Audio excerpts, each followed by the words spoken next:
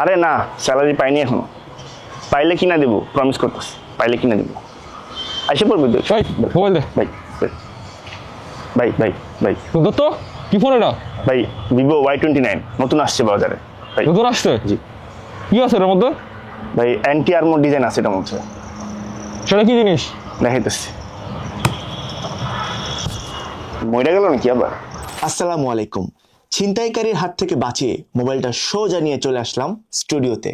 Recently আমাদের দেশের বাজারে 20,000-এর কাছাকাছি বাজেটে অনেকগুলো মোবাইল কিন্তু লঞ্চ হয়েছে। সেই তালিকায় একদম লেটেস্ট টাটকা আরেকটা ফোন নাম লিখিয়েছে, হুইচ ইজ ভিভো Y29। এখন এই বাজেটে এই ফোন নেওয়া কি ঠিক হবে নাকি ঠিক হবে না, এই সব কিছু আমরা বলবো আজকের ভিডিওতে।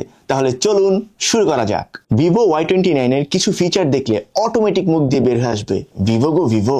যেমন ভিডিওর শুরুতেই যে ফিচারটি দেখলেন, অ্যান্টি ড্রপ আর্মর ডিজাইন। সহজভাবে বলতে গেলে খুবই শক্তপোক্ত একটা মোবাইল। হাত থেকে পড়ে গেলেও এই স্মার্টফোনটির কিচ্ছু হবে না।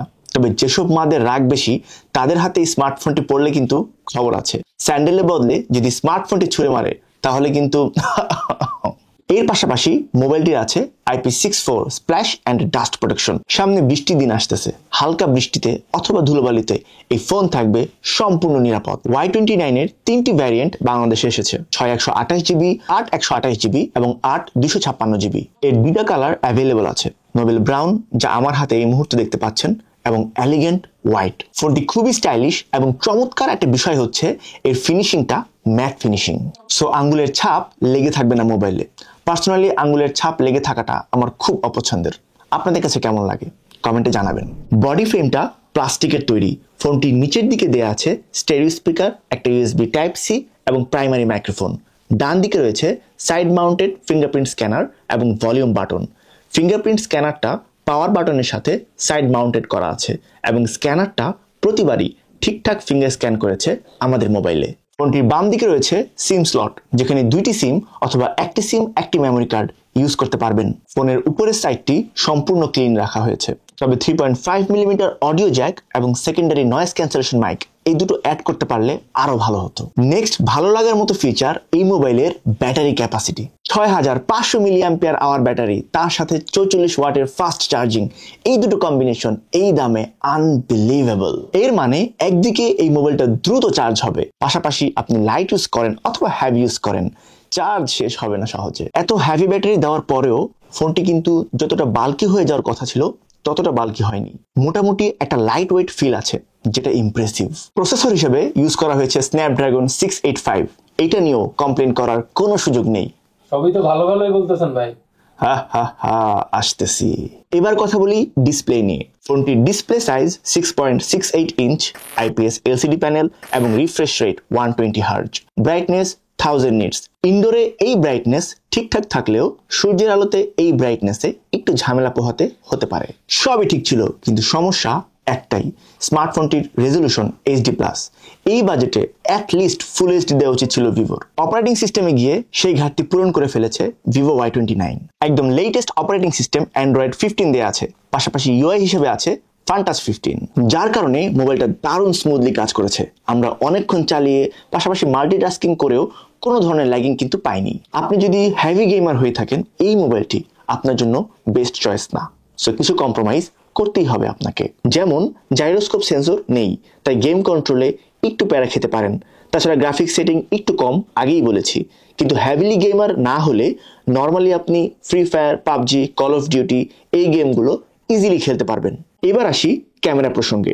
ফোনটার রিয়ারে আপনি পাবেন ডুয়েল ক্যামেরা।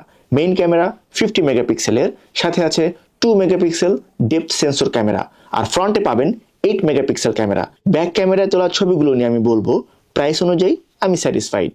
প্রপার লাইট কন্ডিশনে ছবির কন্ট্রাস্ট এবং ডিটেলস দুটোই আমি ভালো পেয়েছি। তবে লো লাইটে ছবিগুলো অত ভালো হয় না, ডিসেন্ট বলা যায়।